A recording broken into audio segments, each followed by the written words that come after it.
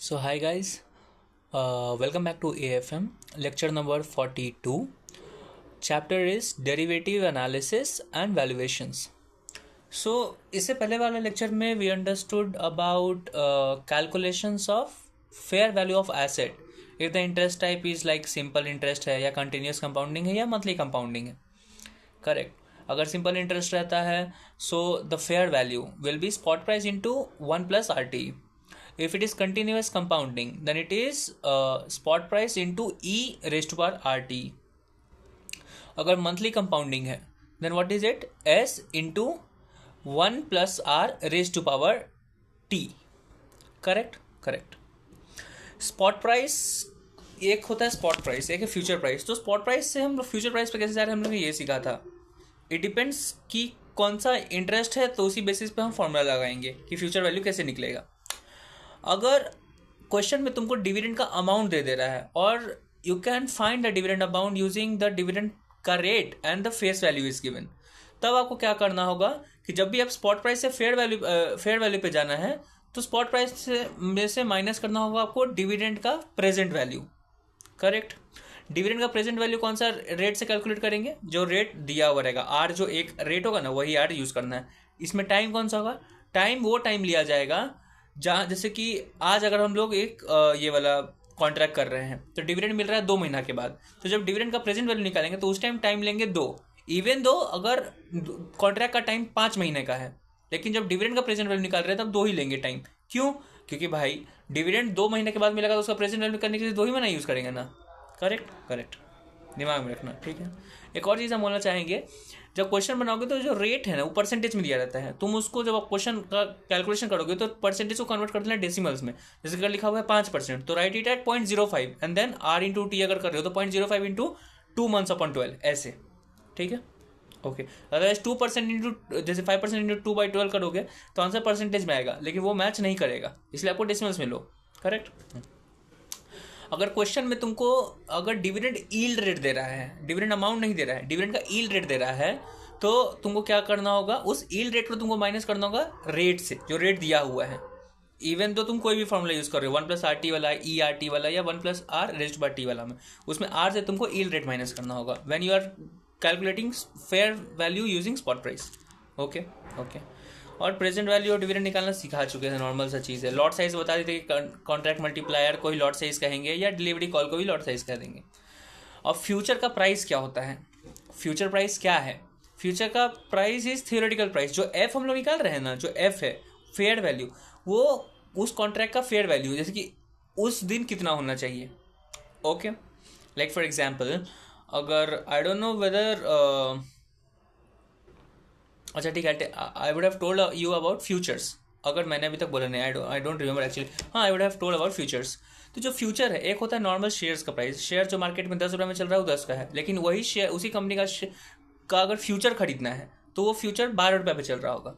उसी दिन जिस दिन उस शेयर का दाम 10 रुपये है, उसी कंपनी का फ्यूचर का दाम होगा 12 रुपया. मतलब उसी कंपनी का शेयर का अदानी का शेयर का दाम 10 रुपया, अदानी का उसी शेयर का फ्यूचर का दाम 12 रुपया. ये फ्यूचर है 2 महीने बाद का फ्यूचर. ठीक है. लेकिन आज ही अगर फ्यूचर खरीदना है तो 12 रुपया का आएगा. ये जो 12 रुपया है वो उस फ्यूचर का क्या है? Fair price. क्या है? फेयर वैल्यूएशन, थियोरेटिकल प्राइस, या फिर हम लोग उसको कहते हैं, अगर क्वेश्चन में दे दिया है then it is actual trading price या एक्चुअल ट्रेडिंग कोटेड प्राइस. अगर क्वेश्चन में नहीं दिया, हमको फेयर वैल्यू निकालना है, then that is fair value. F जो निकालते हैं थियोरेटिकल वैल्यू. थियोरेटिकल वैल्यू कैसे निकालते थे? स्पॉट प्राइस यूज करके. शेयर का जो 10 रुपया था ना, ये 10 रुपये को यूज करके हम लोग फ्यूचर का जो 12 रुपया है वो निकाल लेंगे. ठीक है. करंट जो शेयर का करंट मार्केट प्राइस है उसी को स्पॉट प्राइस कहते हैं. फ्यूचर का जो प्राइस है, फ्यूचर प्राइस क्या हुआ? Future price that is your actual trading quoted price या फिर आपका फेयर वैल्यू. तो तुमको समझा चुके हैं कि भले ही फ्यूचर 2 महीना के बाद का है, लेकिन आज वो कितना पे खरीदेगा? 2 महीने के बाद अगर उसका कॉन्ट्रैक्ट करना है तो भाई आज खरीदना होगा ना, तो आज खरीदोगे, उसका खरीदने का जो रेट होगा उसको कहेंगे आपका एक्चुअल ट्रेडिंग कोटेड प्राइस या थियोरेटिकल वैल्यू. ठीक है. या फिर जो इनिशियल प्राइस जिस पर भी खरीद रहे हो. सेटलमेंट प्राइस क्या होता है? जब फ्यूचर 2 महीने के बाद जब तुम उस कॉन्ट्रैक्ट को मतलब एक्चुअल में खरीदोगे या एक्चुअल में बेच दोगे, तब उस दिन का जो प्राइस होगा उसको कहेंगे हम लोग सेटलमेंट प्राइस. ठीक है. इजी. अपसाइड बेटिंग और डाउन साइड बेटिंग क्या होता है? अपसाइड बेटिंग मतलब कि हम खरीदेंगे. ओके. डाउन साइड बेटिंग क्या होता है? कि हम लोग बेचेंगे. अपसाइड बेटिंग में गेन तब होता है जब प्राइस ऊपर जाता है, और डाउन साइड में बेटिंग में कब गेन होता है, जब प्राइस नीचे जाता है। उसका लॉजिक हम पिछले लेक्चर में समझा चुके होंगे, अगर नहीं समझा होंगे तो कोई बात नहीं है, या फिर हम अभी बता देते हैं। डाउन अपसाइड बेटिंग क्या बोले कि जब अपसाइड बेटिंग होता है खरीदना, और खरीदने में हमको गेन कब हो रहा है, तब गेन हो रहा है जब प्राइस बढ़ रहा है। देखो हम लोग फ्यूचर कॉन्ट्रैक्ट कर लिए होंगे 12 रुपये पे कि आज का दाम, एक फ्यूचर का आज का दाम है 12 रुपया, ठीक है। 2 महीने के बाद पता चल रहा है कि फ्यूचर का दाम हो गया है 20 रुपया, तो मतलब प्राइस बढ़ गया है। तो अगर प्राइस बढ़ गया है तो तुम्हारे लिए प्रॉफिटेबल है, गेन है। क्यों? तुम बोले तो पहले ही बोले थे कि हम 12 में खरीद लेंगे। उस दिन जिस दिन खरीदेंगे उस दिन पता चल रहा है 20 रुपया है, तो 12 में खरीद के 20 में बेच दोगे, 8 रुपये का गेन हुआ ना। Easy easy. तुम अगर बिजनेस कर रहे हो डाउन साइड बेटिंग का, तुम पहले बोल कि हम बेचेंगे 12 रुपये में, तुमको गेन कब होगा? तुमको गेन तब होगा जब प्राइस नीचे जाएगा। अगर जिस दिन बेचने जा रहे हो उस दिन पता चल रहा है शेयर का दाम हो गया 8 रुपया, तो 12 से 8 तुम 12 पे बेच दोगे और खरीदोगे कितना पे? 8 रुपये पे, तो 4 रुपये का गेन। तो अप साइड बेटिंग में गेन कब होगा? जब प्राइस ऊपर जाएगा। डाउन साइड बेटिंग में गेन कब होगा? जब प्राइस नीचे जाएगा। शॉर्टकट याद करने का तरीका, अप साइड बेटिंग है तो gain if up, down side betting है तो gain if down. Okay okay, easy, very easy. अब हम लोग बात करते हैं लेक्चर 42 पे। ही तो रिवीजन था, पिछला 5 मिनट चला, 6 मिनट चला गया रिवीजन में। अब हम लोग बात करते हैं लेक्चर 42 का। तो लेक्चर 42 में हम लोग एक चीज़ सीखने वाले हैं जिसे कहते हैं गेन या loss on doing future contract. Future contract करने से हमको गेन या लॉस क्या हुआ, हमको वो निकालना है। हम बोले ना कि 12 रुपये में खरीदेंगे, आज हम 12 रुपये में फ्यूचर खरीद ले रहे हैं, 2 महीने के बाद का फ्यूचर है। जब 2 महीने के बाद पता चला तो फ्यूचर का दाम हो गया तुम्हारा 20 रुपया, तो जो 2 महीने के बाद जो फ्यूचर का दाम हुआ वो 20 रुपया जो है मेच्योरिटी प्राइस, सेटलमेंट प्राइस हुआ, करेक्ट। तो तुम वो प्रॉफिट कैसे निकाल ले? Settlement price minus initial price. Settlement price that is maturity price minus तुम्हारा जितना पे तुम एक्चुअल ट्रेडिंग कोडेड प्राइस था 12 रुपये, वही गेन लॉस हो गया। तो वही चीज़ लोग भी सीखने जा रहे हैं, ठीक है। हम तो वो कॉन्सेप्ट समझा दें कि गेन लॉस कैसे होता है। अब और चीज़ हम तो मतलब एक बेस दे दिए हैं कि गेन लॉस में क्या पढ़ेंगे, 12 माइनस 20 वाला चीज़, ठीक है। सो इसमें क्या करते हैं, it is calculated by squaring of the contract. जब मेच्योरिटी होता है उस दिन हम लोग अगर कॉन्ट्रैक्ट टू बाई करते हैं तो उस दिन हम बाई कर देते हैं शेयर्स को, अगर कॉन्ट्रैक्ट टू सेल करते हैं तो सेल कर देते हैं शेयर्स को, ठीक है, इजी।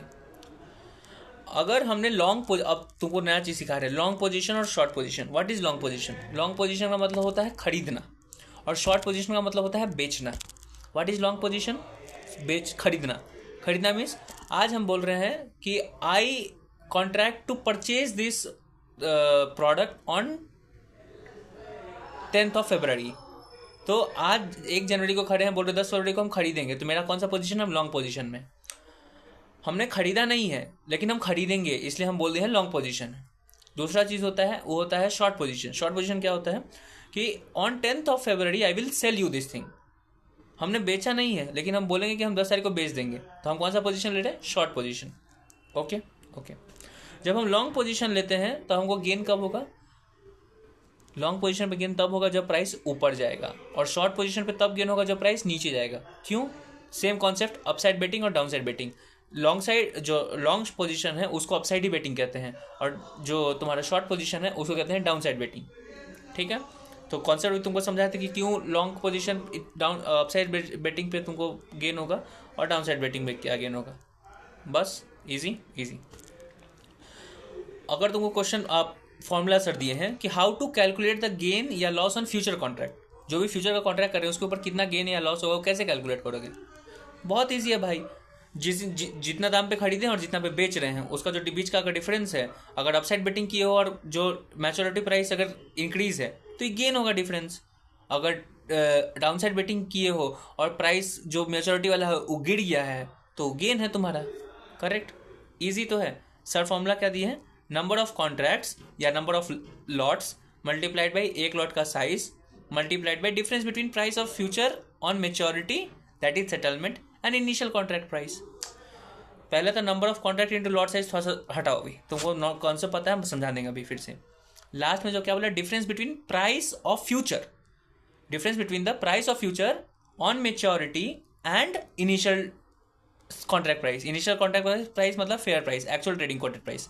तो मेच्योरिटी प्राइस और कोटेड प्राइस के बीच में जो भी डिफरेंस होगा वही तो गेन या लॉस होगा। गेन या लॉस विल डिपेंड अपॉन कि कौन सा टाइप ऑफ बेटिंग कर रहे हो या कौन सा पोजीशन है तुम्हारा, करेक्ट।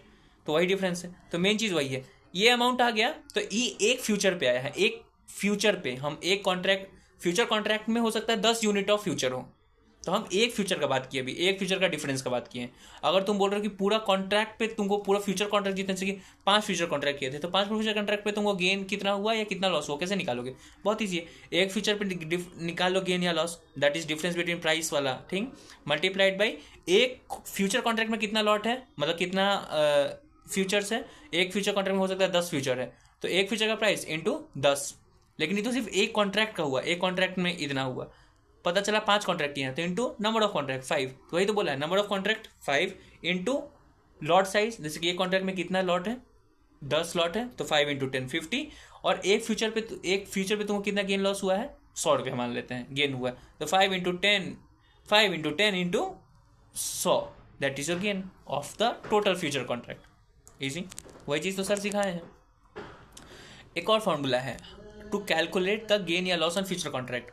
क्वेश्चन में सीधा तुमको बोल देगा कि भाई फ्यूचर पे तुमको 5% का गेन हुआ है या फ्यूचर पे तुमको 2% का लॉस हुआ है, तुमको डिफरेंस निकालने का जरूरत नहीं है, तुमको ये सोचने का जरूरत नहीं है कि अपसाइड बेटिंग था डाउन साइड बेटिंग था तो गेन है कि लॉस, ये सब नहीं करने का। सीधा क्वेश्चन बोलेगा कि भाई 5% का गेन हो रहा है फ्यूचर्स पे, तो तुमको कुछ नहीं करना है, जितना का भी तुम्हारा कॉन्ट्रैक्ट वैल्यू था उसका मल्टीप्लाई करके जितना गेन या लॉस हुआ है, अगर 5% गेन हुआ है तो इंटू 5% कर दो, तो जो अमाउंट आएगा उतना गेन होगा। अगर लॉस हुआ है 2% का तो इंटू 2% कर दो, उतना लॉस हो जाएगा। कॉन्ट्रैक्ट वैल्यू क्या होता है, एक फ्यूचर का प्राइस, कोटेड प्राइस जितना पे खरीदे हो, मल्टीप्लाइड बाय आपका number of future in one contract multiplied by number of contract, तो एक कॉन्ट्रैक्ट का वैल्यू आ जाएगा। जो चीज़ तुम पढ़े हो पेज 579 ऊपर में थर्ड में लिखा हुआ है, उस कॉन्ट्रैक्ट का वैल्यू निकाल दो कि एक कॉन्ट्रैक्ट मतलब जितना कॉन्ट्रैक्ट मतलब पूरा कॉन्ट्रैक्ट का जो वैल्यू है फ्यूचर कॉन्ट्रैक्ट का, उसके ऊपर कितना परसेंटेज तुमको दिया हुआ है तो मल्टीप्लाई करके निकाल दो। इजी इजी इसी के लिए दिया हुआ है क्वेश्चन, एग्जाम्पल दिया है पेज नंबर 580 पे। क्वेश्चन क्या दिया है, शांत से, 1 जनवरी को निफ्टी का फ्यूचर तो किसी का भी हो सकता है, इंडेक्स का हो सकता है, शेयर का प्राइस शेयर्स का हो सकता है, कमोडिटी का हो सकता है, किसी भी चीज़ का, फॉरेक्स का भी फ्यूचर होता है। Future is just like what is future, it is an contract, it is a derivative जिसका value is derive from an underlying asset.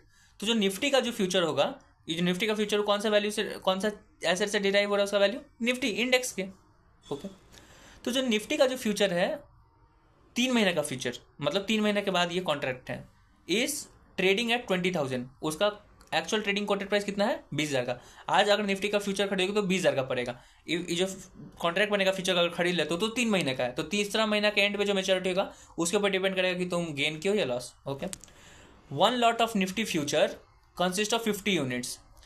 जो फ्यूचर कॉन्ट्रैक्ट है, अगर उसका तुमको अगर फ्यूचर खरीदना है, अगर एक कॉन्ट्रैक्ट खरीदना है तो तुमको 50 फ्यूचर खरीदना होगा, 50 यूनिट्स है एक कॉन्ट्रैक्ट में। ठीक, mister A has taken long position, mister a long position कर रहा है, मतलब वो खरीद रहा है निफ्टी फ्यूचर को, ही इज खरीद रहा है इन द सेंस अभी कॉन्ट्रैक्ट कर रहा है कि हम खरीदेंगे, लॉन्ग पोजीशन ले रहा है, मतलब कब खरीदेगा 3 महीने बाद खरीदेगा, लेकिन आज हम अति कर रहे हैं, क्या उसको कहते हैं, कॉन्ट्रैक्ट कर रहे हैं। तो mister A has taken a long position on 2 lots of Nifty future, मतलब 2 को कॉन्ट्रैक्ट कर रहा है, एक लॉट में है कितना 50 यूनिट्स, तो 2 लॉट में कितना खरीदा, वो 100 को फ्यूचर खरीद रहा है। ठीक है, 100 फ्यूचर खरीद नहीं रहा है, 100 फ्यूचर खरीदने का कॉन्ट्रैक्ट कर रहा है आज, कब खरीदेगा 3 महीने के बाद।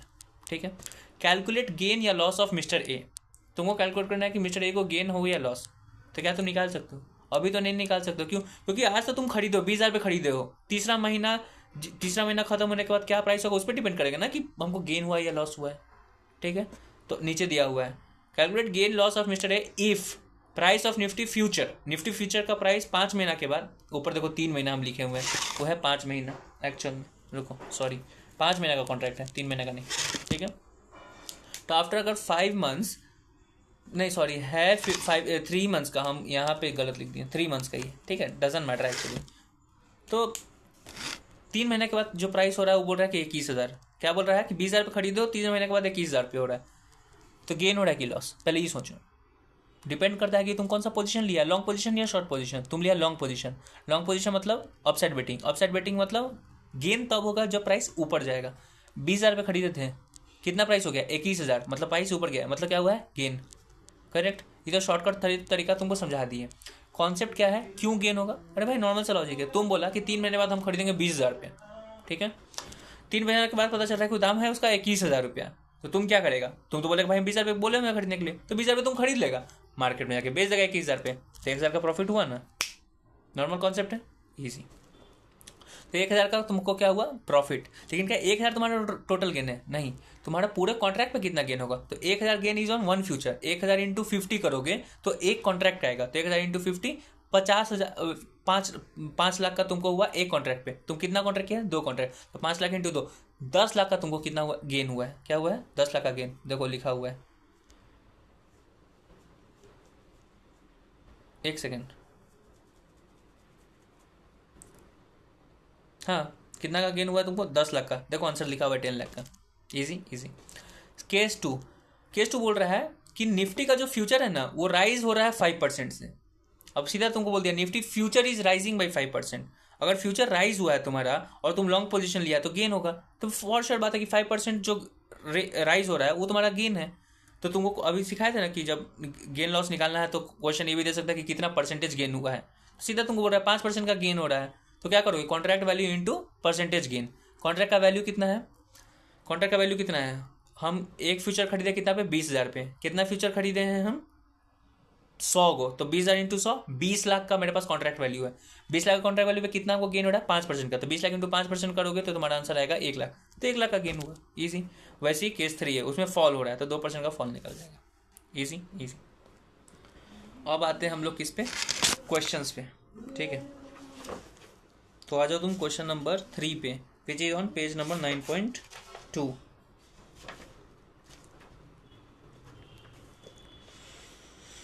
ओके, मिस्टर एस जी, कोई एस जी है, एस नाम से, mister S G sold 4 months Nifty future. क्या बोल रहा है? जो मिस्टर है ना, कोई भी इन्वेस्टर जो है, ये जो इन्वेस्टर है ना वो 5 को कॉन्ट्रैक्ट किया है, लेकिन जो भी कॉन्ट्रैक्ट है वो 4 महीने वाला कॉन्ट्रैक्ट है। मतलब 5 को फ्यूचर कॉन्ट्रैक्ट किया है, एक ही कंपनी का फ्यूचर खरीदा है, लेकिन 5 को फ्यूचर कॉन्ट्रैक्ट किया है, ठीक है।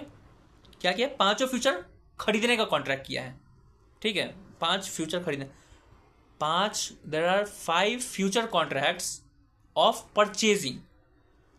क्या बोल रहा है? Sorry, not purchasing, sold sorry, short position है ये। तो क्या बोल रहा है? Mister S G sold 4 months Nifty future. उस कॉन्ट्रैक्ट टू सेल कर रहा है कितना? 5 फ्यूचर कॉन्ट्रैक्ट का। लेकिन ये जो फ्यूचर कॉन्ट्रैक्ट है उसका मैच्योरिटी कितना है? 4 महीना। ये जो वर्ड लिखा है कंफ्यूजिंग हो सकता है, तो सीधा बात है कि 5 कॉन्ट्रैक्ट है, 4 महीना का मैच्योरिटी वाला सब, ठीक है। कब कब कब कॉन्ट्रैक्ट कर रहा है? 1 फरवरी 2025 को। और ये जो पांचों कॉन्ट्रैक्ट किया है वो कितने का है? 9 लाख का। तो एक कॉन्ट्रैक्ट कितना का हुआ तुम्हारा? 9 lakh upon 5, that is equal to 1,80,000। एक फ्यूचर कॉन्ट्रैक्ट है तुम्हारा 1,80,000 का, ठीक है। और एक फ्यूचर कॉन्ट्रैक्ट में तो यूनिट्स पे आता है ना लॉट साइज उसका, तो भी आगे दिया हो सकता है। तो ये सिर्फ एक फ्यूचर कॉन्ट्रैक्ट का है। टोटल कॉन्ट्रैक्ट कितना है? 5। एक फ्यूचर कॉन्ट्रैक्ट कितने का? 1,80,000 का, ठीक है। और ये मेच्योरिटी कितना है? 4 महीना।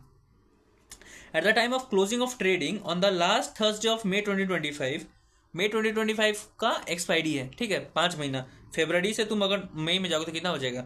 1 फरवरी को है, फरवरी, मार्च, अप्रैल, मई, तो कितना? 4 महीना हो गया ना। करेक्ट, वही बोल रहा है 4 months निफ्टी पीरियड, करेक्ट।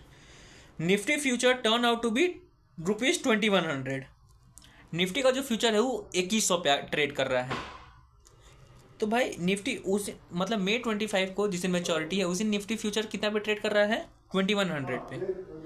भाई हमको ये तो नहीं बोला कि जब हम खरीदे थे तो उस दिन एक्चुअल कोटेड ट्रेडिंग प्राइस कितना था। बोला तो भाई 9 लाख रुपया, तो 9 लाख रुपया तो 5 कॉन्ट्रैक्ट का, तो एक कॉन्ट्रैक्ट का निकाला तो 1,80,000, तो 2100 क्या? अरे भाई 1,80,000 पूरे एक फ्यूचर कॉन्ट्रैक्ट का। एक फ्यूचर कॉन्ट्रैक्ट में लॉट्स होते हैं, तो जैसे कि अगर मानते हैं अगर एक फ्यूचर कॉन्ट्रैक्ट अभी 1,80,000 का है, अगर उसमें 10,000 अगर तुम्हारा अति होता है तो कुछ 180 रुपये का समथिंग कुछ अति आता एक्चुअल ट्रेडिंग कोटेड प्राइस ना। तो हमको तो भी नंबर ऑफ यूनिट ढूंढना होगा ना, तब समझ में आएगा कि एक्चुअल ट्रेडिंग कोटेड प्राइस कितना था एक फ्यूचर का, क्योंकि 2100 रुपया एक फ्यूचर का बता रहे हैं निफ्टी फ्यूचर का, तभी तो दोनों को कंपेयर कर पाओगे। एक फ्यूचर का कोटेड प्राइस, एक फ्यूचर का तुम्हारा maturity price. The contract multiplied is 75। Contract multiplied क्या होता है? तुम्हारा लॉट साइज 75। क्या बोल रहा है? तो एक कॉन्ट्रैक्ट में 75 यूनिट्स है, मतलब 1,80,000 का जो एक फ्यूचर कॉन्ट्रैक्ट था उसमें कितना यूनिट्स होगा? 75। तो तुम्हारा एक यूनिट कितना का होगा? 1,80,000 अपॉन 75, 2400 रुपया का। मतलब जो तुम्हारा ये है क्या उसको कहते हैं, एक्चुअल ट्रेडिंग कोटेड प्राइस था, एक्चुअल ट्रेडिंग कोटेड प्राइस कितना है 2400। 2400 रुपये में एक फ्यूचर खरीदा था, कितना फ्यूचर 2400 में एक फ्यूचर, और एक कॉन्ट्रैक्ट में कितना फ्यूचर है तुम्हारा 75, तो 2400 इंटू 75 करोगे 1,80,000, एक कॉन्ट्रैक्ट 1,80,000 का हो गया, कितना कॉन्ट्रैक्ट किया है 5 को, तो 9 लाख आ गया तुम्हारा, तो 9 लाख का हो गया, मैच कर रहा है करेक्ट। तुम 2400 पे खरीदा था और 5 महीने के बाद पता चल रहा है कि उसका दाम हो गया 2100 रुपया। ओके, अभी क्वेश्चन कुछ नहीं पूछा है, क्वेश्चन क्या पूछता है वो देखते हैं। द प्राइस ऑफ, सबसे पहले तो पूछ रहे हैं calculate the price of future contract on 1 फरवरी 2025। सीधा तुमसे पूछ लिया, अभी तो हम दिमाग लगा रहे थे कि नहीं पूछा होगा, सीधा पूछ लिया कि 1 फरवरी को क्या होगा तुम्हारा ट्रेडिंग कोटेड प्राइस। 1 फरवरी क्या है तुम्हारा, जिस दिन खरीद रहे हो तो उसी दिन तो कोटेड प्राइस आता है, तो अभी निकाल दिया 2400 आ गया, इजी इजी, कुछ मैथ्स तो किए नहीं, नॉर्मल सिर्फ कैलकुलेशन किए, क्या टोटल कॉन्ट्रैक्ट का वैल्यू, एक कॉन्ट्रैक्ट का वैल्यू, उसमें से एक फ्यूचर का वैल्यू, इजी। सेकंड में क्या बोलता है, निफ्टी इंडेक्स ऑन 1 फरवरी 2025 if the, you have to, देखो ऊपर क्या लिखा है, based on above information calculate dot dot Nifty index on 1 फरवरी 2025, फिर कॉमा डालना लोग भूल गया है, तुमको कैलकुलेट करना है निफ्टी इंडेक्स ऑन 1 फरवरी 2025, निफ्टी इंडेक्स कैलकुलेट करना है, फ्यूचर नहीं। निफ्टी फ्यूचर का दाम अभी तुम निकाले हो 2400 रुपया, तुमको क्या निकालना है, निफ्टी इंडेक्स कितना पे ट्रेड कर रहा था। याद अभी एग्जांपल देते कि 10 रुपये शेयर चल रहा था, उसका उसी कंपनी का शेयर का फ्यूचर कितना में 12 रुपये आएगा, तो ये जो भी फ्यूचर का वैल्यू निकाले वो 2400 रुपया है, वो फ्यूचर का वैल्यू है, इंडेक्स का क्या वैल्यू है वो निकालना है तुमको। तो फ्यूचर का वैल्यू उस दिन 1 फरवरी 2025 का तो तुमको पता है 2400 रुपया है, करेक्ट। तुमको उस दिन का उस शेयर उस इंडेक्स का स्पॉट प्राइस निकालना है, तो हम तो पढ़े हुए हैं स्पॉट प्राइस से कैसे आप इस पे जा सकते हैं, किस पे जा सकते हैं, स्पॉट प्राइस से आप कैसे फेयर वैल्यू पे जा सकते हैं। तो फेयर वैल्यू 2400 रुपया है, तुमको क्या बोलते हैं फेयर वैल्यू के बारे में, तो एक्चुअल ट्रेडिंग कोटेड प्राइस जो होता है वही तो फेयर वैल्यू होता है, ये तो बताया हूँ मैं अभी जस्ट बताया थोड़ा पहले। तो तुमको स्पॉट प्राइस निकालना है, निफ्टी इंडेक्स का वैल्यू निकालना है, लेकिन क्या उसके लिए बोल रहा है कि निफ्टी इंडेक्स ऑन 1 फरवरी 2025 if the future value on the same date was theoretically correct, if the future value was theoretically correct, जो फ्यूचर का वैल्यू अभी 2400 निकालने, फ्यूचर वैल्यू का theoretical value, sorry future value का नहीं, फ्यूचर का theoretical value अगर करेक्ट है तो थियोरेटिकल वैल्यू हम लोग कितना निकाले भी 2400 रुपया। याद है तुमको स्टार्टिंग में समझाए थे, रफ कॉपी में समरी भी दिए हैं क्या, कि actual trading quoted price will be equal to fair price, mostly it will be equal to fair price, और quoted price equal to fair price is equal to theoretical price. वही तो बोल रहा है कि थियोरेटिकली करेक्ट है जो भी कोटेड प्राइस है, अगर कोटेड प्राइस थियोरेटिकली करेक्ट है मतलब वही फेयर वैल्यू के हिसाब से होगा, तो फेयर वैल्यू है वो, तो 2400 रुपया तुम फेयर वैल्यू मान लो। तो एफ इज इक्वल टू 2400, तुमको निकालना क्या है एस स्पॉट प्राइस, ठीक है। On the same day rate of interest and dividend yield, rate of interest is 9%, dividend yield is 6%। Rate of interest क्यों दिया है आर, पता है तुमको, और डिविडेंड यील्ड दे दिया है, डिविडेंड यील्ड दिया है तुमको। तो जब यील्ड देते हो क्या करते हैं, रेट से माइनस करते हैं, जब स्पॉट से फ्यूचर प्राइस पे जाना होता है तब 1+RT है तो आर में से तुमको यील्ड माइनस करना होगा, ERT है तो आर में से, मतलब जो भी फॉर्मूला है उसमें से आर से तुमको यील्ड माइनस करना होगा, करेक्ट करेक्ट। तो यहाँ पे तुमको क्या निकालना है स्पॉट प्राइस, तो बहुत ईजी है, तुमको स्पॉट प्राइस निकालना है, तुमको फ्यूचर फेयर वैल्यू दिया हुआ है, हमको फॉर्मूला क्या होता है F is equal to S into 1+RT अगर सिंपल इंटरेस्ट है। क्या यहाँ कहीं लिखा हुआ है कि सिंपल इंटरेस्ट नहीं है या कुछ भी है, लिखा हुआ है सबसे नीचे देखो, note carry out calculation on month basis, month basis पे कैलकुलेट करना है, तो मतलब ये मंथली कंपाउंडिंग है, monthly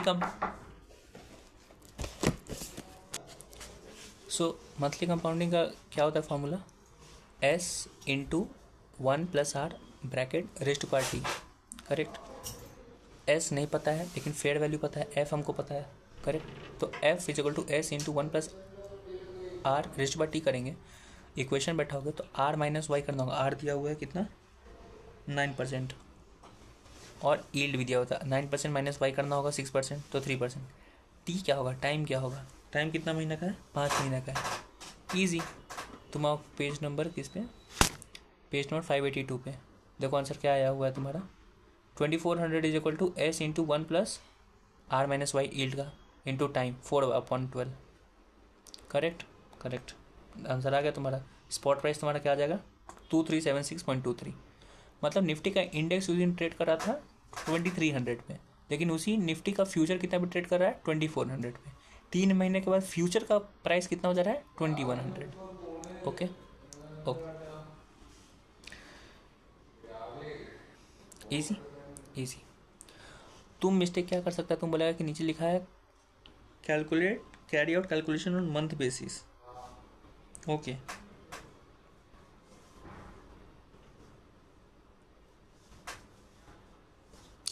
okay sorry my mistake. हम क्या बोले, कैलकुलेट क्या लिखे, calculate carry out calculation on month basis का मतलब ये नहीं कि मंथली कंपाउंडिंग है, ये गलत सा लॉजिक है। मंथ बेसिस पे कैलकुलेट करना है, मतलब 4/12 ईयर में नहीं ले जाना है। जब टाइम करे तो 4/12 करना है, ईयर पे नहीं ले जाना है उसको। तो वही चीज़ बोला हुआ है। तो यहाँ 1+RT ही लगेगा, सिंपल इंटरेस्ट का फॉर्मूला। तो वैसे आंसर निकालोगे तो तुम्हारा आंसर आ जाएगा 2300। Correct correct. थर्ड पॉइंट क्या बोल रहा है, मैक्सिमम कॉन्टेंगो एंड बैकवर्डेशन। कॉन्टेंगो बैकवर्डेशन समझाए हुए थे sir, spot price minus fair price. अगर स्पॉट प्राइस तुम्हारा ज़्यादा रहता है फेयर प्राइस से तो बैकवर्डेशन है। मतलब बताओ, इंडेक्स का प्राइस 2400 रुपया और फेयर वैल्यू, फ्यूचर का फेयर वैल्यू 2100 पे, मतलब फॉर श्योर के आगे जाके दाम गिरने वाला है, तो क्या फ़ायदा। तो यहाँ पे क्या हो रहा है, फ्यूचर यहाँ पे स्पॉट प्राइस कितना है 2300 और फेयर प्राइस कितना है तुम्हारा उस दिन का 2400। कॉन्टेंगो है, कॉन्टेंगो कितने का है, आंसर माइनस करोगे तो वैल्यू हो जाएगा 23.76। मैक्सिमम कॉन्टेंगो कितना होता है, जितना नंबर ऑफ कॉन्ट्रैक्ट वैसे कर दो आंसर आ जाएगा। डन। लास्ट में पूछ रहा है the pay of on transaction. अभी जो तुमको समझाया था ना, गेन या लॉस ड्यू टू गेन या लॉस ऑन फ्यूचर्स, तो उसको कहते हैं हम लोग पे ऑफ ऑन फ्यूचर। ओके, जब तुम कॉपी पढ़ोगे पेज नंबर 579 जब स्टार्ट कर रहे हैं तो वहाँ पे गेन लॉस के ब्रैकेट में लिखा है पे ऑफ, तो गेन लॉस को भी पे ऑफ कहेंगे। तो कितना पे ऑफ हो रहा है तुम्हारा फ्यूचर कॉन्ट्रैक्ट पे, कितना ईजी है, क्या गेन लॉस हो रहा है, जिस दिन खरीद रहे फ्यूचर उसका वैल्यू, जिस दिन बेच रहे हैं उसका वैल्यू, या जो भी मेच्योरिटी का, दोनों में जो डिफरेंस आएगा वही गेन या लॉस होगा। गेन होगा या loss that will depend upon कौन सा पोजीशन ले रहे हो, या कौन सा पोजीशन है, शॉर्ट पोजीशन। शॉर्ट पोजीशन मतलब डाउन साइड बेटिंग, और डाउन साइड बेटिंग में गेन कब होता है, जब प्राइस गिरता है। यहाँ पे क्या हो रहा है, 2400 में खरीद रहे हैं, 2100 में बेच रहे हैं, मतलब प्राइस गिर रहा है, मतलब 2400 का कॉन्ट्रैक्ट कर रहे हैं और प्राइस गिर रहा है, 2100 पे जा रहा है, तो कितना का गेन हुआ, 300 रुपये का गेन हुआ। जो डिफरेंस है वो गेन ही है, क्योंकि प्राइस गिर रहा है। इसका कॉन्सेप्ट क्या है बताते हैं। तुम बोल रहे हो कि आज से 3 महीना के बाद हम बेचेंगे, ये किसका, शॉर्ट पोजीशन का है, तो 3 महीने के बाद हम तुमको बेचेंगे कितना पे, 2400 में, लेकिन एक्चुअल में बिक कितना पे रहा है, उस दिन का दाम कितना है, 2100 रुपये में। तो तुम एक्चुअल में शॉर्ट पोजीशन क्या होता है ना, कि तुम क्या करते हो कि तुम उस दिन तुम्हारे पास शेयर होता नहीं है, या फिर तुम्हारे पास फ्यूचर नहीं होता है, तुम सिर्फ बोलते हो कि भाई हम बेचेंगे उस दिन, तुम्हारे पास फ्यूचर है भी नहीं, लेकिन तुम बोलोगे कि हम 3 महीने बाद तुमको बेच देंगे। ठीक है, ठीक है, डन। तो उसको बेचने के लिए तुमको खरीदना पड़ेगा, करेक्ट। तुम खरीदोगे कब, एग्जैक्ट उस दिन जिस दिन तुमको बेचना है। तो तुम बोला आज कि भाई 3 महीने के बाद हम तुमको बेचेंगे 2400 में। ठीक है, डन। 3 महीने के बाद पता चल रहा है कि वो जिस दिन बेचना था तुमको, तो उस दिन तुम खरीदोगे, खरीदने के बाद पता चल रहा है 2100 में आ रहा है। जब 2100 में खरीद के 2400 में बेचोगे तो 300 का प्रॉफिट हुआ ना। ईजी ईजी, यही लॉजिक है। ठीक है, ओके। अब आते हैं क्वेश्चन नंबर 4 पे। क्वेश्चन 4 क्या बोलता है, question 3 over. A future contract is available on R limited that pays an annual dividend of ₹4 whose stock is currently priced at 125। कोई कंपनी है आर लिमिटेड, उसका जो शेयर का प्राइस है, करंट प्राइस, स्पॉट प्राइस उसका है 125, लेकिन हम लोग उसका फ्यूचर खरीदने वाले हैं। ठीक है, उस आर लिमिटेड का डिविडेंड कितना आता है, ₹4। देखो डिविडेंड का अमाउंट दे दिया, डिविडेंड का अमाउंट क्या मतलब स्पॉट प्राइस से माइनस करना होगा, क्या, डिविडेंड का अमाउंट का प्रेजेंट वैल्यू। ठीक है, ओके। लेकिन जो डिविडेंड का अमाउंट निकालोगे प्रेजेंट वैल्यू में, तो जो टाइम होगा डेट विल डिपेंड कि कितना महीना के बाद तुमको डिविडेंड मिल रहा है। अगर क्वेश्चन में कुछ नहीं बोला कि कितना महीने के बाद डिविडेंड मिल रहा है, तो हम लोग मान लेंगे कि 1 साल के बाद मिल रहा है। ठीक है, बस। Each future contract calls for delivery of 1000 share to stock in 1 year. Call for delivery मतलब लॉट साइज, एक फ्यूचर कॉन्ट्रैक्ट में कितना है, 1000 शेयर्स है। ठीक है, daily marking to market, oh this daily marking to market is not required here actually, अभी तुम्हारे समझ में नहीं आएगा, हम लोग आगे पढ़ेंगे। ठीक है, the corporate treasury bill rate of interest 8%, तुमको रेट दे दिया है 8%, 1 साल का मेच्योरिटी है, 1 साल का फ्यूचर कॉन्ट्रैक्ट होगा। ठीक है, और तुमको और सब बता दिया है तुमको, लेकिन ये नहीं बताया है कि देखो वही तो क्वेश्चन सीधा पूछ लिया है, using the above information calculate theoretical price of 1 future contract. तुमको शेयर का करंट मार्केट प्राइस दिया, दैट इज स्पॉट प्राइस, लेकिन फ्यूचर का फेयर वैल्यू क्या होगा उस दिन, जिस दिन एक्चुअल ट्रेडिंग क्वार्टर प्राइस वो तो तुमको निकालना है, नहीं दिया हुआ है तो वो निकालना है। कैसे निकालेंगे? बहुत ईजी है। स्पॉट प्राइस दिया हुआ है, कौन सा टाइप का इंटरेस्ट लगे वो बोला ही नहीं है कहीं पे कि सिंपल है कि कंपाउंडिंग है, तो सिंपल ले लेंगे, निकाल देंगे। तो स्पॉट प्राइस इंटू 1+RT। बस इसमें ये है कि डिविडेंड दिया हुआ है तो डिविडेंड का तुमको पहले प्रेजेंट वैल्यू निकालना होगा। ओके, वो निकाल के स्पॉट प्राइस से माइनस कर देना, इंटू 1+RT। आर तुमको दिया हुआ है, टी 1 साल है, आंसर आ गया। तो पहले हम लोग क्या करते हैं, हम लोग पहले निकालते हैं इसका डिविडेंड का प्रेजेंट वैल्यू। डिविडेंड कितना है? 4 रुपया। मील कितना दिन के बाद रहा है? नहीं बोला हुआ है, तो 1 साल अज्यूम करते हैं। तो प्रेजेंट वैल्यू कैसे निकालेंगे? सिंपल इंटरेस्ट है, बहुत ईजी है। Dividend income divided by 1+RT। Dividend income 4 रुपया डिवाइडेड बाई 1+R। आर कितना है? 8%। इंटू टी, टी कितना है नहीं पता, तो 1 साल, तो 12/12 ट्रांसफर करोगे तो तुम्हारे पास डिविडेंड का प्रेजेंट वैल्यू आएगा कितना में? 3.71। डिविडेंड का प्रेजेंट वैल्यू 3.71 आ गया। अब तुम डाल दो फॉर्मूला में फ्यूचर के लिए, फेयर वैल्यू निकालने के लिए फ्यूचर का, आराम से निकलेगा। एस माइनस 3.71, एस क्या है? 125। 125 माइनस 3.71 इंटू 1+RT। 1+R कितना? 8%। टाइम 1 साल का है तो 12/12 आ गया। उस दिन का एक्चुअल ट्रेडिंग क्वार्टर प्राइस कितना होना चाहिए? 131। थियोरेटिकल प्राइस 131 रुपये। Done done. Determine the price of one future contract if company stock price decreases by 6%। तुमको एक फ्यूचर कॉन्ट्रैक्ट का प्राइस तुमको बताना है अगर कंपनी का जो स्टॉक प्राइस है, जो कंपनी का शेयर प्राइस है, वो अगर गिर जाता है 6% से। तो ई कैसे निकालेंगे? बहुत ईजी है भाई। क्या करना होगा हमको, जितना भी पैसा, जैसे कि यहाँ पे क्या कॉन्सेप्ट है, शेयर का जो प्राइस है ना वो स्टॉक प्राइस है, करेक्ट। वो ई क्वेश्चन एकदम सेपरेट है। ई क्वेश्चन क्या बोल रहा है कि अगर स्पॉट प्राइस तुम्हारा 6% से गिर जाता है तब तुम्हारा फेयर वैल्यू क्या होगा उस फ्यूचर का, लेकिन एक फ्यूचर का नहीं, पूरे फ्यूचर कॉन्ट्रैक्ट का। तो फिर वही करेंगे, स्पॉट प्राइस चेंज कर दो। स्पॉट प्राइस कितना था पहले? 125, उसमें से 6% डिक्रीज करो। 6% डिक्रीज करोगे तो आ जाएगा 117.5। 117.5 के हिसाब से तुम स्पॉट प्राइस ले लो और सेम फार्मूला लगाओ जो भी लगाए थे, उसे फेयर वैल्यू आ जाएगा। फेयर वैल्यू तुम्हारा 122.89 आएगा, लेकिन एक फ्यूचर का तुमको पूरे कॉन्ट्रैक्ट का निकालना है। तो एक फ्यूचर कॉन्ट्रैक्ट में कितना यूनिट है? 1000 फ्यूचर है, तो 122.89 into 1000 into number of contract कितना है? एक ही है। Answer easy. Determine the amount of gain or loss as a result of the company's stock price decrease for an investor who has long position in one future contract of R Limited. तुमको determine करना है gain हुआ या loss, किसके लिए? जो long position लिया है। लॉन्ग पोजीशन के लिए गेन कब होता है? जब प्राइस ऊपर जाता है, अपसाइड बेटिंग ऊपर जाएगा। तो हमारे यहाँ पे 1 साल के बाद प्राइस ऊपर जा रहा है कि नीचे, क्या लिखा हुआ है? कहीं लिखा हुआ है वैसे कौन company stock price decrease for an as a result of a company stock price decrease for investor who has long position।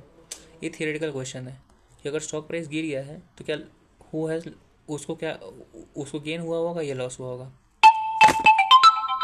लेकिन वो इन्वेस्टर तो क्या किए हुए हैं? लॉन्ग पोजीशन लिए हुए हैं। लॉन्ग पोजीशन पे गेन तब होता है जब फ्यूचर का प्राइस ऊपर जाता है या फ्यूचर का प्राइस गिर गया है, मतलब उसको लॉस हुआ होगा।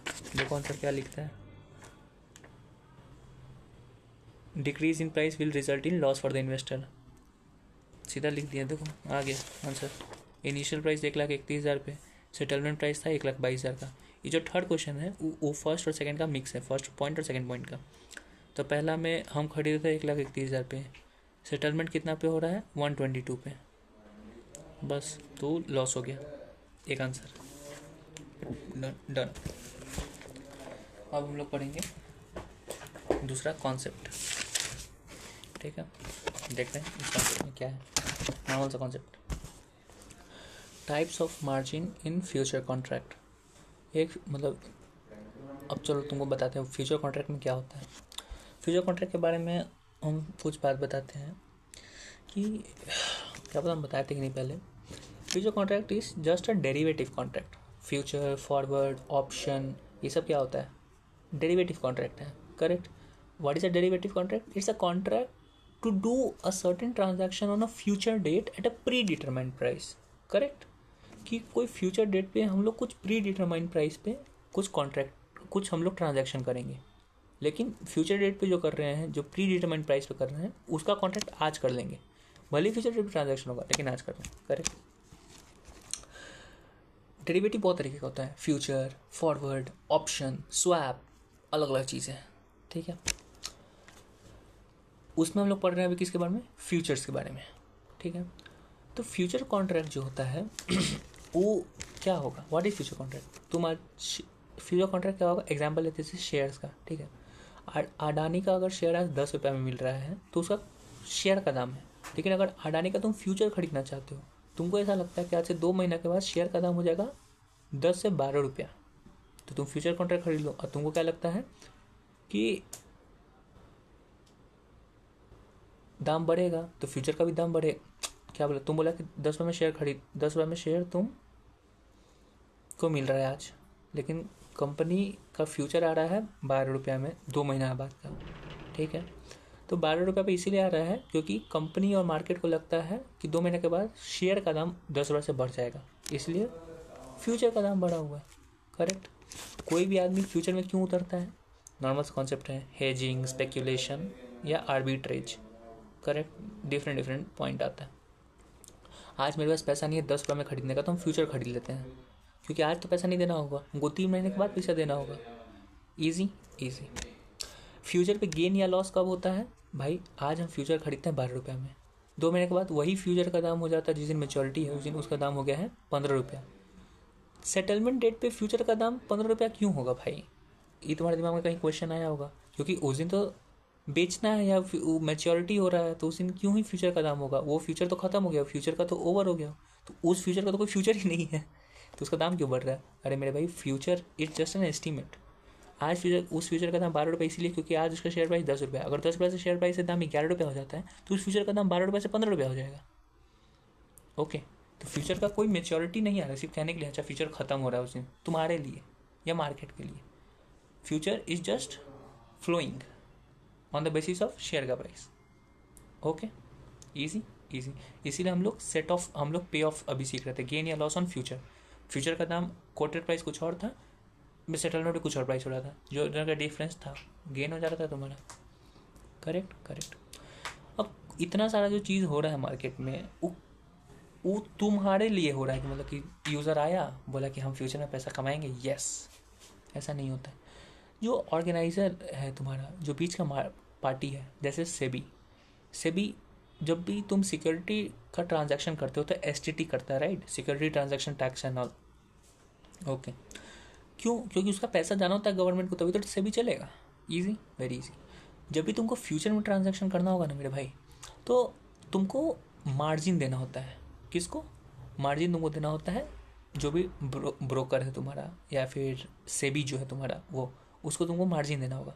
मार्जिन का मतलब क्या, कमीशन नहीं मेरे भाई, उसके लिए एक तरीके से वो सिक्योरिटी डिपॉजिट है, वो तुमको पैसा वापस मिल जाएगा, इन्हें कि तुम कमीशन दे रहे हो, इट्स नॉट अ टैक्स।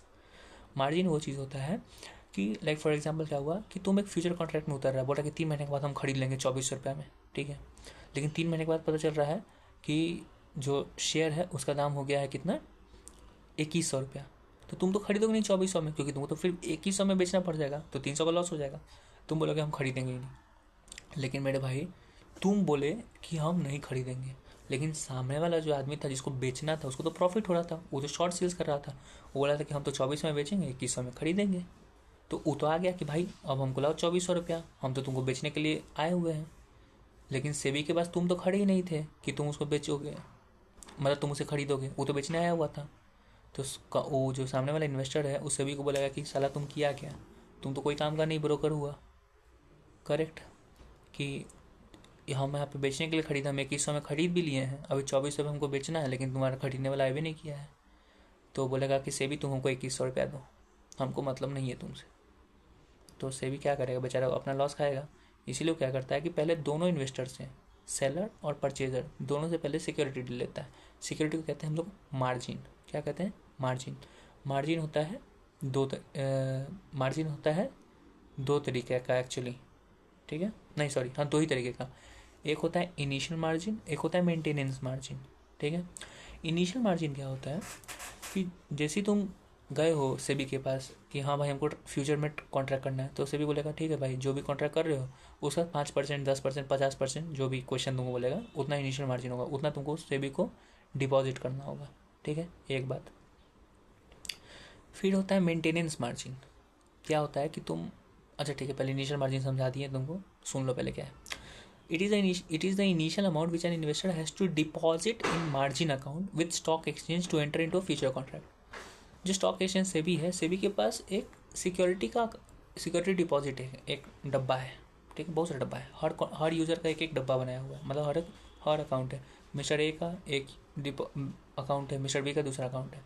उस अकाउंट को कहेंगे हम लोग को मार्जिन अकाउंट। उस अकाउंट में हम लोग जो पैसा दे रहे हैं ना, वो जाके रुक जाएगा। इनिशियल जो मार्जिन हम लोग दे रहे हैं उस सिक्योरिटी की तरह वहाँ जमा हो जाएगा, ठीक है। तो इनिशियल मार्जिन को हमको डिपॉजिट कराना होता है सेबी के साथ, स्टॉक एक्सचेंज के साथ, ठीक है। तो वही है before entering into a transaction, initial margin, ठीक है। इनिशियल मार्जिन कैसे निकालते हैं? Contract value into initial margin का परसेंटेज। कॉन्ट्रैक्ट का जो वैल्यू है, कॉन्ट्रैक्ट का वैल्यू कितना होता है? एक फ्यूचर का price into number of future एक कॉन्ट्रैक्ट में इंटू नंबर ऑफ कॉन्ट्रैक्ट। तो कॉन्ट्रैक्ट वैल्यू उस कॉन्ट्रैक्ट का जो वैल्यू है उसका जो भी इनिशियल मार्जिन है, क्वेश्चन बोला है, वो करोगे तो इनिशियल मार्जिन का अमाउंट आ जाएगा। इजी। दूसरा चीज़ होता है इनिशियल मार्जिन का एक और फॉर्मूला निकालने का। एक तो इजी फॉर्मूला था contract value into initial margin. दूसरा फॉर्मूला क्या है? U plus 3 sigma. U क्या होता है? Average daily absolute change amount in contract value, sigma standard deviation in average daily absolute change amount. अब ये क्या बात हुआ भाई, ये क्या सिखा रहे हो? सुनो, देखो क्या होता है कि हम लोग जो सोचते हैं ना कि 3 महीना के बाद सेटलमेंट होगा, तो सेबी भी बैठा रहेगा 3 महीना, इन्वेस्टर और सेलर सब 3 महीने बैठा होता है। नहीं, एक्चुअल में सेबी क्या करता है कि हर दिन, या फिर जो इन्वेस्टर है ना या सेलर, वो किसी दिन आके बोल सकता है कि हम कॉन्ट्रैक्ट आज तोड़ना चाहते हैं, आज ही का आज हमको पैसा दो, हमको मतलब नहीं है मार्केट में क्या दाम है, हमको आज ही क्या चाहिए, ठीक है। इवन तो फ्यूचर है 3 महीने का, लेकिन तब भी ऐसा हो सकता है। तो भाई उस दिन सेबी क्या करेगा? अगर एक भाई कोई बीच में से आ जाता है तो वो तो बेचारा कुछ नहीं कर पाएगा, करेक्ट। तो उसके लिए क्या करता है सेबी, वो जितना भी एवरेज चेंज होगा ना डेली, 50 साल में जितना भी एवरेज चेंज हुआ होगा मार्केट, अब सेबी को तो नहीं पता कि 30रा दिन आ जाएगा या चौथा दिन आ जाएगा वो इन्वेस्टर। तो सेबी क्या सोचता है कि पिछला 30 साल में जितना भी ऊपर 30 साल 50 साल जितना भी चेंज हुआ है ना उस शेयर के दाम में, जितना भी फ्यूचर के दाम में जितना चेंज हुआ है उसका कुछ एवरेज निकाल लेता है। बोलता है कि इतना अगर चेंज हुआ होता हूँ कुछ 100 रुपये, जैसे कि 100 रुपये का डेली चेंज हो जाता है, तो बोलेगा इन्वेस्टर को कि 100 रुपये का तो मार्जिन हमको तुम दो ही कोई हालत में, क्योंकि उतना ही डिफरेंस आएगा, एवरेज वही है उस कंपनी का। तो 100 रुपये का तो ऊपर नीचे जाएगा तो हम कोई बात नहीं, तुमको 100 रुपये हम दे देंगे, क्योंकि तुम हमको क्योंकि हम डिपॉजिट लिए होंगे किससे? सेलर से। एक आदमी को अगर हमको 100 रुपये, लाइक फॉर एग्जाम्पल इन्वेस्टर है, वो आया कि भाई हमको मेरा पैसा, हमको पैसा दे दो, सेबी तो नहीं दे पाएगा। इन्वेस्टर कितना पैसा मांगता है? जो भी गेन वेन का हुआ, गेन या लॉस का, करेक्ट। बाकी का तो पैसा दिया ही नहीं, क्योंकि फ्यूचर कॉन्ट्रैक्ट है, उसको तो सिर्फ गेन या लॉस का अमाउंट चाहिए। तो गेन या लॉस तो सेबी को तो पता रहेगा ना कि उस दिन कितना, तीसरा दिन आएगा, चौथा दिन, किसी दिन आएगा, तो उस दिन गेन लॉस क्या होगा हमको तो पता नहीं है। तो सेबी पहले से देख लेता है कि इस शेयर पे, इस फ्यूचर पे कितना गेन या लॉस जनरली होता है, वो अमाउंट देख लेगा। तो कॉन्ट्रैक्ट करते टाइम ही बोलेगा दोनों इन्वेस्टर को और सेलर को कि भाई 100 रुपया तुम दोनों डालो, 200 रुपया, ठीक है।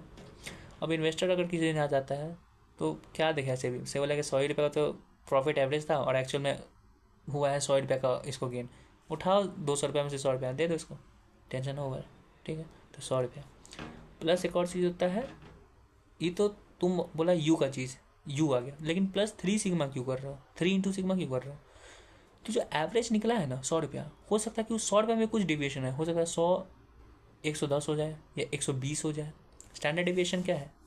कितना चेंजेज आ सकता है, व्हाट इज द चेंज, याद करो पोर्टफोलियो में पढ़े थे, व्हाट इज स्टैंडर्ड डिविएशन, कितना डिविएशन हो सकता है, जो एवरेज आया हुआ उसमें से कितना डिविएशन हो सकता है, तो वो भी निकालता है। तो हो सकता है कि 100 रुपये में 10 रुपये का डिविएशन हो, ठीक है, मतलब 100 रुपया 90 भी हो सकता है या 110 भी हो सकता है। तो सेबी क्या बोलता है कि 90 या 110 नहीं लेगा, वो क्या लेगा, 100 प्लस 3 इंटू जो 10 रुपये का चेंज है, तो 3 इंटू 10 30, 100 प्लस 30 130 रुपया लेगा। कुछ भी हो जाए सेबी लॉस में नहीं जाएगा, ठीक है। तो इनिशियल मार्जिन निकालने का फॉर्मूला क्या होता है, यू प्लस 3 सिग्मा, 100 रुपया प्लस 3 इंटू 10, ओके। तो इनिशियल मार्जिन निकल जाएगा, otherwise contract value into initial margin, बस। फिर एक चीज़ होता है mark to market margin. Mark to market margin क्या होता है, जो अभी हम तुमको समझाए कि सेबी ऐसा नहीं होता कि 3 महीना रुका रहेगा, डेली वो क्या करता है, सिर्फ अभी तो हम तुमको बताए थे कि किसी दिन अगर तीसरा दिन चौथा दिन आ जाएगा तब उस दिन सेबी देखा कि अच्छा गेन कितना हुआ, लॉस कितना हुआ, और उस हिसाब से मार्जिन में इनिशियल मार्जिन जो दिया तो उसको दे देगा। ऐसा नहीं होता कि जिस दिन आएगा उस दिन कैलकुलेट होगा, नहीं। सेबी क्या करता है कि डेली कैलकुलेट करता है, डेली एक एक मिनट एक एक सेकंड कैलकुलेट करते रहता है कि तुमको साला जब आना है तुम लेके जाओ, क्योंकि सेबी कैलकुलेट करके रखेगा तो ग्रो के ऐप पे दिखेगा या जेरोडा के ऐप पे दिखते रहेगा कि अच्छा अभी अगर इन्वेस्टर को, अगर अभी पैसा इन्वेस्टर गया ग्रो ऐप पे देख रहा है कि सेबी अगर आज हम निकालते हैं फ्यूचर को तो ये आना चाहिए, तो आज अगर निकालेगा तो आएगा कितना, वो सेबी को देना पड़ता है इन्फॉर्मेशन ग्रो सबको या जो भी ऐप सबको, तो वो सब इन्फॉर्मेशन देने के लिए उसको पहले खुद निकालना होगा गेन कितना हो रहा है, लॉस कितना हो रहा है, अगर अभी अगर ड्रॉप कर रहा है कॉन्ट्रैक्ट से तो उसके लिए क्या करता है, मार्क टू मार्जिन करके मार्क टू मार्केट मार्जिन करके कैलकुलेशन करता है। ठीक है, कैसे कैलकुलेट करता है, बहुत ईजी है। जो पिछला दिन का क्लोजिंग प्राइस था और आज का जो क्लोजिंग प्राइस है, पिछले दिन का क्लोजिंग मतलब आज का ओपनिंग, तो आज का ओपनिंग और आज का क्लोजिंग में जो भी डिफरेंस आएगा वही गेन या लॉस होगा। एक के लेकिन इनका लॉस, तो उतना गेन लॉस वो दिखाते रहता है, कितना गेन लॉस होते जा रहा है तुमको डेली। बस रात को देखो उठा के, अच्छा आज हमको इतना गेन हुआ है, आज हमको इतना लॉस हुआ है, अगर गेन हुआ है तो चलो ठीक है हटा दो, इन्वेस्टर को मन हटने का तो हट जाएगा, तो डेली करते रहता है। ठीक है, इजी इजी। अब पढ़ते हैं मेंटेनेंस मार्जिन। तो बोलते हैं दो तरह का मार्जिन होता है, इनिशियल मार्जिन और मेंटेनेंस मार्जिन। मेंटेनेंस मार्जिन क्या होता है, when the balance in margin account of investor goes below the maintenance margin, then the stock exchange will call money from the investor to restore the balance in margin account up to initial margin account। ये क्या है, सुनो मेरे भाई, अभी तुम क्या बोला, इनिशियल मार्जिन तुम 130 रुपये का मंगा लिया, ठीक है 130 रुपये तुम मंगा लिया है, किससे, इन्वेस्टर से भी 130, सेलर से भी 130, मतलब लॉन्ग पोजीशन वाले से भी है, शॉर्ट पोजीशन दोनों से 130 मंगा लिया, 260 रुपये से भी मंगा लिया है। ठीक है, लेकिन अभी हम लोग क्या पढ़े, मार्क टू मार्केट मार्जिन, मतलब डेली यू जितना गेन या लॉस डेली कर रहा है। ठीक है, तो हो सकता है कि इन्वेस्टर लॉस किया है तुम्हारा 50 रुपया, तो तुम्हारा सेलर को गेन किया होगा उस दिन 50 रुपया, क्योंकि उस दिन प्राइस ऊपर नीचे हुआ होगा। तो ये जो 50 रुपया का जो गेन अगर दिख रहा है, अगर जो ये जो 50 रुपये का जो गेन दिख रहा है, वो गेन सिर्फ नाम का तो नहीं है। अगर सामने वाला सेलर अगर चाहता है 50 रुपये लेना, तो उसी दिन कॉन्ट्रैक्ट ड्रॉप करके 50 रुपये निकाल सकता है, करेक्ट। तो जो 50 रुपये निकालने के लिए 50 रुपये सेबी कहाँ से देगा, वही तुम्हारा इनिशियल मार्जिन अकाउंट से। तो 130 रुपया था उसका इन्वेस्टर का, तो 130 में से 50 रुपये इसको दे देगा। Easy easy. लेकिन क्या हो अगर पता चले, अभी ठीक है मान लेते हैं अभी 50 रुपये दे दिया, तो तुम्हारा इन्वेस्टर के इनिशियल मार्जिन अकाउंट में कितना पैसा बचा हुआ है, 130 माइनस 50, 50 से 80 रुपया बचा हुआ है। ठीक है, फिर कल होके क्या हुआ, कल होके फिर पता चल रहा है कि जो इन्वेस्टर उसको फिर लॉस हो गया, कितना रुपए का, 90 रुपये का। चलो ठीक है 90 का नहीं हुआ, उसको हुआ 50 रुपये का, 80 था उसके मार्जिन अकाउंट में, उसमें से 50 का फिर से उसको 50 का लॉस हो गया, तो फिर 50 रुपया दिया जाएगा किसको, तुम्हारे सेलर को, क्योंकि उसको तो गेन हुआ है। तो इन्वेस्टर का मार्जिन अकाउंट में 130 रुपया था, 130 रुपये से 50 और 50 100 रुपया जा चुका है, तो इनिशियल तुम्हारा इन्वेस्टर के अकाउंट में कितना बचा हुआ है, मार्जिन अकाउंट में 30 रुपया। तो क्या ये ओके है, नहीं भाई ओके नहीं है। क्यों, सेबी अभी 130 क्यों मंगाया था, क्योंकि एक बाइक अगर कुछ हो जाता है तो सेबी को लॉस नहीं हो, अगर फिर से अभी कुछ हो गया, फिर से अगर 50 का लॉस होगा तो 20 रुपया, 30 रुपये उसके मार्जिन में 20 रुपया तो देना पड़ जाएगा सेबी को। तो सेबी क्या बोलता है ना कि भाई जैसा ही तुम्हारा इनिशियल मार्जिन अकाउंट से कुछ सर्टेन लिमिट का अगर पैसा नीचे गया ना, तो तुमको पूरा पैसा वापस करना होगा, पूरा पैसा वापस करना होगा, तो पूरा पैसा तुमको, उतना पैसा तुमको डिपॉजिट में रखना ही पड़ेगा। अपने केस में मान लेते हैं कि हमारा जो मेंटेनेंस मार्जिन है वो है 30 रुपया, तुमसे भी बोला कि जैसे ही तुम्हारा 130 में से 100 गया और 30 बचा रहेगा ना, तुमको फिर से 100 रुपया देना होगा कि तुम जो इनिशियल मार्जिन है वहाँ तक पहुँच जाओ। ठीक है, तो अभी जैसे ही 50 रुपया दिया तो उसके पास कितना बचा, सिर्फ 30 रुपया। तो जैसे ही 30 रुपया हुआ ना, 30 रुपया या 30 रुपया के नीचे गया, तो सेबी क्या बोलेगा कि हमको 100 रुपया वापस कर, नहीं तो हम तुमको 30 रुपया तुमको कॉन्ट्रैक्ट टर्मिनेट करा देंगे। तो इन्वेस्टर को कितना वापस देना होगा, 100 रुपया। ये नहीं बोलेगा कि सर हम आपको 10 रुपया दे देते हैं तो फिर 40 रुपया हो जाएगा, तब हम आपका तो मार्जिन से ऊपर चले जाएंगे, ये नहीं होगा। क्या बोलेगा सेबी, पूरा हमको 100 रुपया दो। क्यों, क्योंकि पूरा 130 पे जाना है। इवन दो अभी अगर क्या होता है कि पहले दिन 50 का लॉस, फिर दूसरा दिन 40 का लॉस होता है, तो 90 का ही लॉस होता है, तो टोटल मार्जिन अकाउंट में कितना बचता है, 40 रुपया। तो अगर 40 रुपया बचता तो सेबी कुछ नहीं बोलता, लेकिन जैसे 30 रुपया हुआ सेबी बोलेगा कि हमको पूरा को पूरा 100 दो, ये नहीं कि 40 दो, टोटल 10 रुपया और दो, नहीं पूरा 100 दो कि 130 हो जाए। ठीक है, तो ये बात याद रखना। जैसे अगर थ्रेशोल्ड के नीचे गया, मेंटेनेंस मार्जिन के अगर नीचे गया है या मेंटेनेंस मार्जिन के पास पहुंचा है, तो पूरा अमाउंट देना होगा जितना इनिशियल मार्जिन को कंप्लीट करने के लिए बने। ठीक है, ठीक है, कॉन्सेप्ट समझ में आ गया तुमको इनिशियल मार्जिन का और मेंटेनेंस मार्जिन का, ठीक है, ओके। मेंटेनेंस मार्जिन कैसे निकालते हैं, बहुत ईजी है भाई, क्वेश्चन में दिया रहेगा इनिशियल मार्जिन का कुछ परसेंटेज मेंटेनेंस मार्जिन होता है या कॉन्ट्रैक्ट वैल्यू का कुछ मेंटेनेंस मार्जिन होता है, वो तुमको क्वेश्चन में दिया रहेगा, कुछ खास नहीं है। अब आता है नीचे कि अब हम लोग सीखते हैं कि स्टेटमेंट, अब हम लोग को सीखना होगा, अगर हम लोग से भी खुद हैं तो हम लोग कैसे कैलकुलेट करेंगे कि कितना मैक्सिमम, कितना मेंटेनेंस मार्जिन, कितना अमाउंट मंगाना है हमको, क्या हमको पैसा मंगाना है इन्वेस्टर से, सेलर से, या नहीं मंगाना है। तो अगर हम से भी तो कैसे कैलकुलेट करेंगे, उसका फॉर्मेट दिया हुआ है, डेट या serial date, opening balance, margin account का जो ओपनिंग बैलेंस था वो आज उसको गेन या लॉस कितना हुआ। तो मान लेते हैं कि हमारे पास मार्जिन अकाउंट में 130 रुपया था, से इन्वेस्टर को गेन या लॉस कितना हो रहा है, 50 रुपया का, ठीक है, तो गेन लॉस, तो balance in margin account after adjusting the mark to market वाला थिंग, ये जो 50 रुपया जो लॉस हुआ है किस वजह से हम लोग दिखा रहे हैं, मार्क टू मार्केट मार्जिन का कॉन्सेप्ट से, कि डेली हम लोग कर रहे हैं। तो 50 रुपये का लॉस कितने वजह से हुआ था, किस वजह से होता, मार्क टू मार्केट की वजह से। तो 130 माइनस 50 आएगा कितना, 80 रुपया, ठीक है। तो 180 रुपया क्या है, balance in margin account after adjusting the mark to margin वाला थिंग, ठीक है। अब इस 80 रुपये को तुमको कंपेयर करना है किसके साथ, मेंटेनेंस मार्जिन के साथ। मेंटेनेंस मार्जिन 30 रुपया था, तो क्या हमको 100 रुपया और मंगाना है, नहीं मंगाना है, कुछ नहीं, cancel. Closing balance in margin account कितना होगा, 80 रुपया। अगर कुछ मंगाना होता हमको कॉल मनी, तो balance in margin account after adjusting plus call money is equal to closing balance in margin account. अब आ जाए, फिर दूसरा दिन आ गया, अब फिर 80 रुपया है तुम्हारा opening balance in margin account, फिर लॉस हो गया 50 रुपये का, बचा कितना, 30 रुपया। अब 30 रुपया को कंपेयर करो किसके साथ, इनिशियल मेंटेनेंस मार्जिन के साथ। भाई मंगाना है, कितना मंगाना है, 100 रुपया, तो कॉल मनी कितना हो गया, 100 रुपया, तो closing balance in margin account कितना होगा, 100 प्लस 30, 130। ईजी, यही फॉर्मेट है। डेट, डेली का डेट जाएगा, ओपनिंग बैलेंस मार्जिन अकाउंट का, मार्क टू मार्केट कॉन्सेप्ट की वजह से जो गेन लॉस हुआ है वो, balance in margin account after doing this gain loss वाला थिंग, उसको कंपेयर करना है कि क्या मेंटेनेंस मार्जिन के साथ मैच कर रहा है या नहीं, या कॉल मनी करना होगा। अगर कॉल मनी करना है तो ओके, नहीं करना नॉट ओके, ठीक है।